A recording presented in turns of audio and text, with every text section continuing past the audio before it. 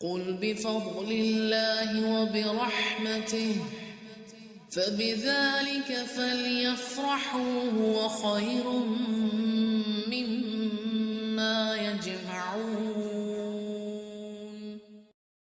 اگلی آیت نوٹ کر لیجئے، سی فوڈ کے حلال ہونے کی دلیل قرآن پاک میں کدھر ہے؟